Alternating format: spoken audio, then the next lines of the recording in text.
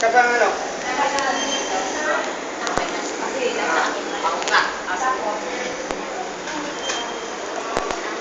Parang babat lang. Wait, careful yung ginagawa po natin ha.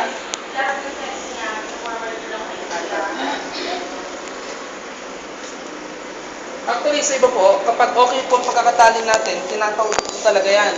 Sa ibang training, tinataw po yung spine board. Iba naman, tinatayo yung spine board.